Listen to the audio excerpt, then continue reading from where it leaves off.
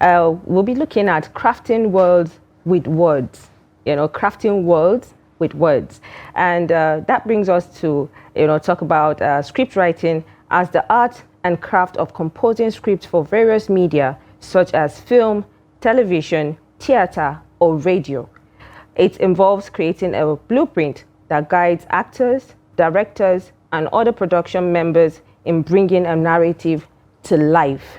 So, script writing has to do with the scenes that you create that is of reality, either from people's stories or fictions. A script typically includes elements like dialogue, stage direction, and sometimes scenes description, providing a foundation for the visual and auditory aspects of a performance or production. And we have joining us via Zoom from Kaduna Yusuf Shamagana, a lecturer, head of Theatre Arts Unit, Department of English and Drama, Kaduna State University, and he has 8 years experience in writing radio drama for development communication.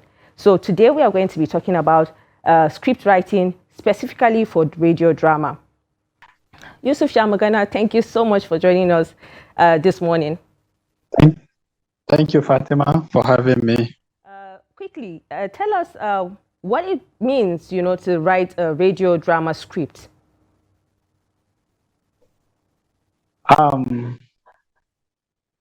I think,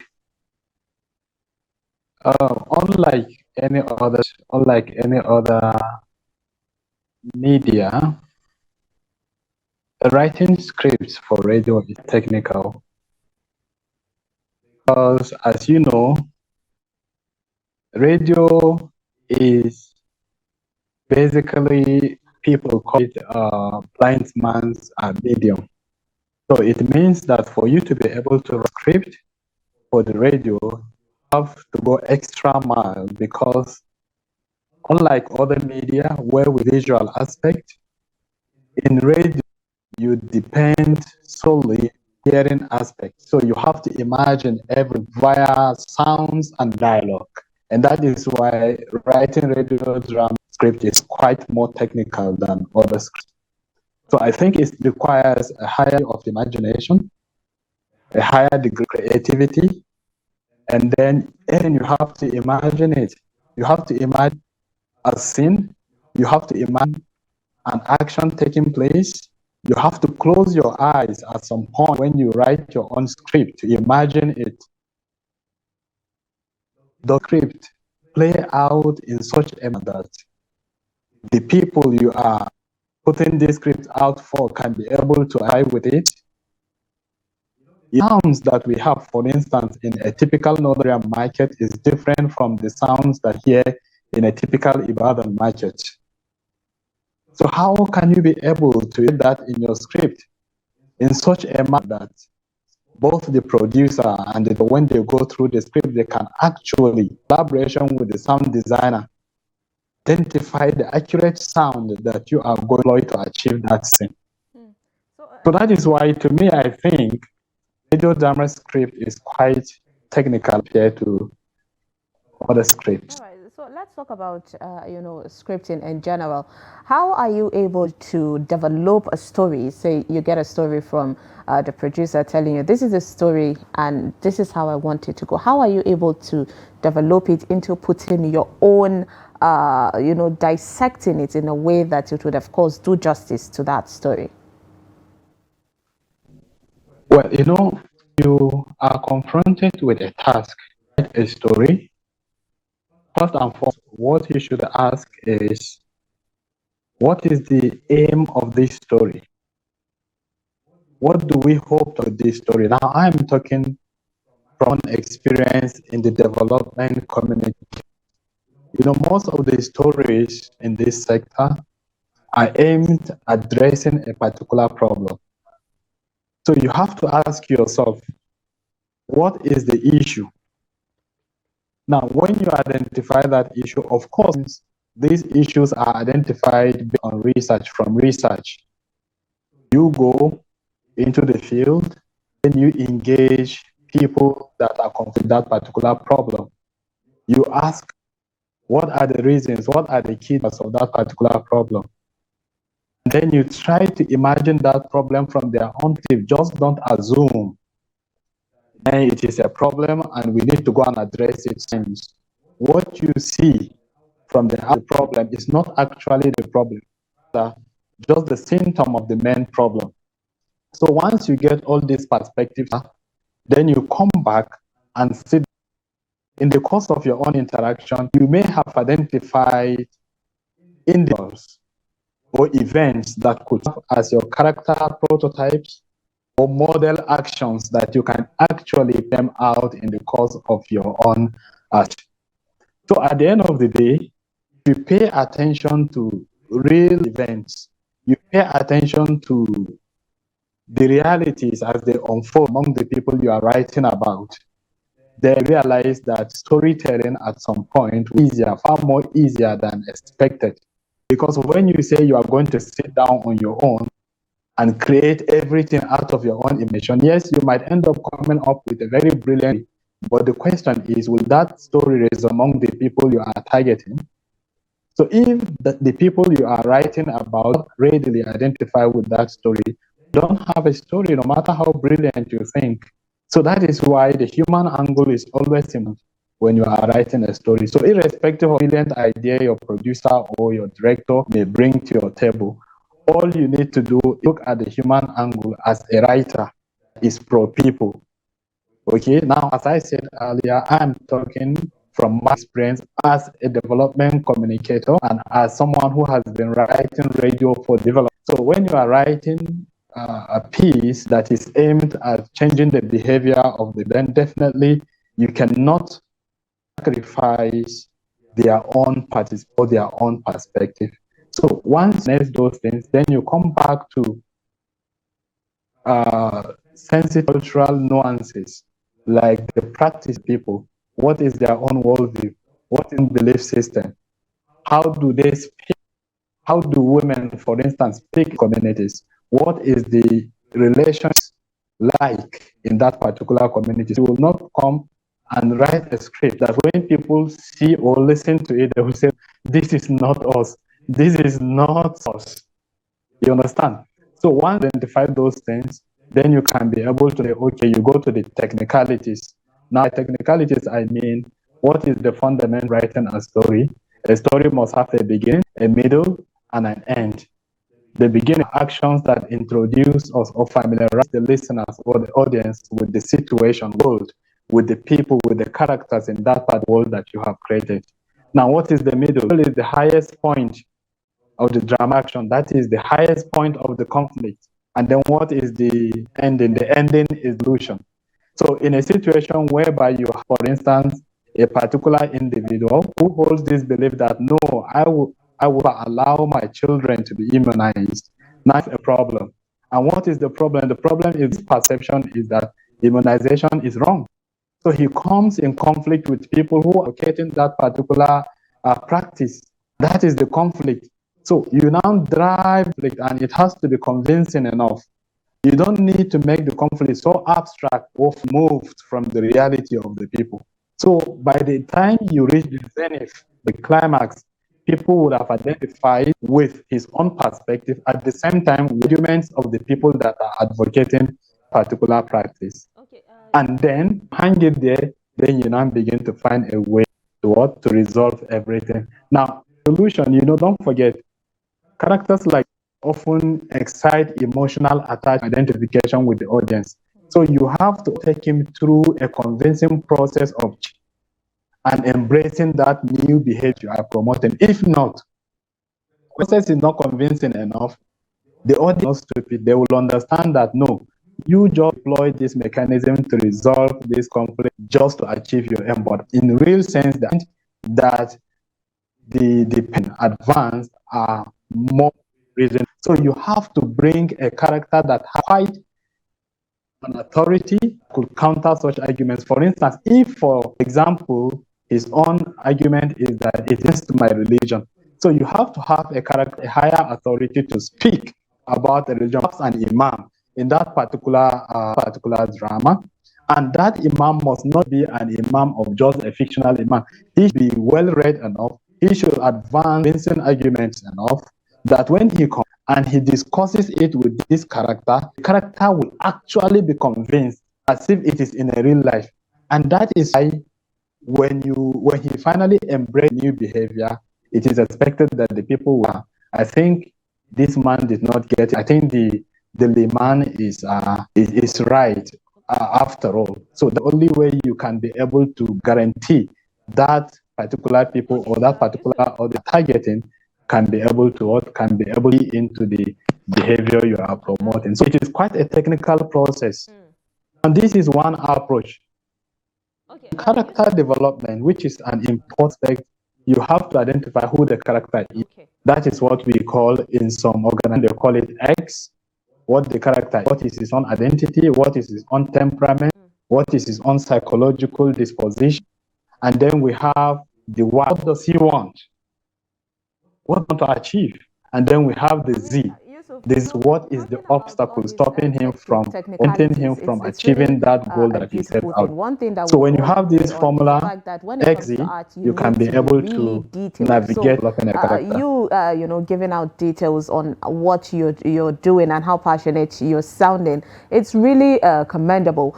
So talking about, I mean, you earlier mentioned something on how you try to resonate with the people, you know, the people that would consume this thing. So how are you able to balance, you know, the traditional storytelling with you being, you know, innovative, bringing innovation approaches to it? Because you would agree with me that one thing that the viewers want is to always learn, take one or two things from the thing they're watching. And one thing that I always pay attention to, that I would tell myself, is that script writing is one of the major things that can hook the viewer to the glue, where to the TV, or radio listener to the radio, where someone will say something and you'll be like, how did that person come up with that statement? It's a powerful, catchy statement. So how are you able to hold on to that? We're doing the traditional thing, but then you're bringing innovation that would definitely wow the listeners or the viewers. Okay, thank you very much, Fatima. That's quite an interesting question. You know, we are African society. African society, we have quite a large body of indigenous folk tales, they call them, and all that. So, and one of these you can actually make it resonate with the people is when you go from the repertoire of indigenous storytelling traditions. Now, in northern Nigeria, there have been films that made it to big screen that are actually drawn from indigenous folks. The same way with radio. Now, in writing radio drama for the event, there are three types of stories you write. Number one is character story, okay? Number two is character thematic story. And then number three is quick story. Now, quick story is a story that is aimed at just making people to laugh. It's to up this humorous slant for the entire storytelling, to the entire script. Now, most of these quick stories are drawn from the usual stories that we have in our own societies. So these are the stories that we adapt often and then give them new literature, new setting, and then match them with the character story, which is his own personal struggle that is not set with the information or the education as of that particular episode. So this is how you match these three components together, or these three strands of stories to achieve a whole. So that, in fact, if it accurately, you will find out that you can make one individual a character in that particular episode. You can match three stories, his own personal. You can make him also the protagonist in the quick story. Then you can make him also the protagonist in the thematics. And then in a single episode, you can use one to achieve these three stories. And at the end of the day, the people or listeners, your audience, will get the message, will identify with him in his own personal level, that is from his own personal story, and then we'll follow and laugh with him because of the story aspect. So these are the ways we we draw from our own existing storytelling tradition and then bring some innovation to achieve what we want to achieve. Like, it's using one stone to kill 3 birds in this site. So this is one of the ways, and there are many ways. Other approaches, Earlier, Sumaya but this mentioned, particular approach is one approach storytelling. Is different from the TV and transitioning to radio, and it has to come with imaginations, like you rightly said. There's one thing that I always wanted to know: how do you create? What do you consider, or the techniques you use in creating suspense and tension in a radio drama that the listeners would be able to, differentiate, seeing it visually and hearing it when listening to the drama? Sound effect. Sound effect is one technique that we use. Radio drama depends solely on dialogue and sound effects. So it's either you end a particular scene. Normally, we usually end episode with a cliffhanger. Okay, and that cliffhanger is announced through dialogue or sound effect. Now, through dialogue could be like, what is this? You will now have your end of episode music, and then the audience will be wondering, okay, what happened? And they would like to follow the next episode. Or you can end it with a crash. Maybe a little boy who is an apprentice in a particular mechanic workshop, and boss is not around, and 2 of them are fixing a car, and after they fix it, one of them say he wants to test it to see whether it fixed accurately, and then the other one will be telling him, no, our boss has asked us not to try this. He said, no, I will just test it. And the guy enters, kickstarts the car, and when the car starts moving, and then, no, stop, and then we hear, then you hear a crash, then you can end that episode. So you see, in this particular episode, ending it not necessarily with a dialogue, but with a sound effect that signifies a crash. Then the audience will imagine it. Now, where has this guy crashed this car? Is he alive? Is he dead? What when the boss comes? What will be the fate of this man? What will the boss do? What will the boss say, the owner of the car? So these are some of the ways that establish suspense when it comes to radio drama. From what you're saying, it just made me realize how much of a lot of chaos being guided into something constructive can be happening in your head. So I want to take a peek at that head of yours. But let's talk about writer's block. How are you able to, maybe sometimes you find yourself struggling to write a script and all the ideas are not really coming. How do you handle writer's block, and what would be your advice for aspiring script writers out there in ways to handle writer's block? Thank you so much for this question, Fatima. Writer's block actually is not something negative. It is, to me, part and parcel of the creative process, although it can be so frustrating. Now, in my own case, when I realized that I begin to have very uninteresting story, I know that I've reached the end of thinking or writer's block, as you said it. So what I do to get something that will take my mind off the writing, I could watch a film, I could just stroll out to a garden and just forget about writing. I will try as much as possible allow my mind to wander back to the story that I'm writing. Most times, come back after winding up. When I come back, I usually get a headway. Sometimes, I will not get a headway.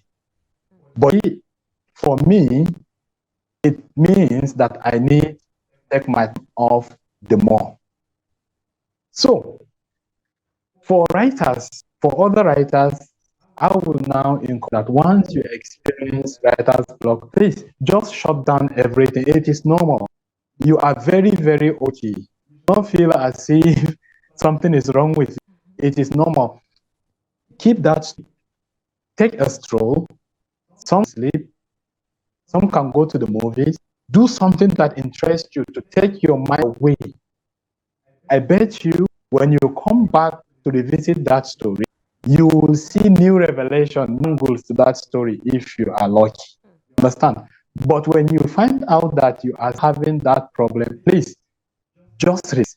Because if you push yourself right, even in that past situation, then at the end of the day, you will, even the characters in what you are writing, behaving as if they are being pushed, they are being forced. Because writing is something like a spiritual endeavor. When you are writing and the inspiration is not flowing, and you're writing simply because you want to meet line, it will show the character from their dialogue. You will see the characters. It's just like sending a child to go and buy something or to somewhere that you want to go. You will see from the faces, murmuring and what, and that is what your characters will in the script. And it will take people can identify that, man, these are not just adding up. So I advise upcoming writers to really writer's block as part of the creative process and find something to do to cool in order to continue later. Okay, thank you so much for that insightful script writing for radio that you just gave us. I'm sure the viewers have learned one or two things, and we hope that when we invite you again next time, you'll be available for us to, join the conversation. Anytime, Fatima, I'll be by God's grace. Thank you so much.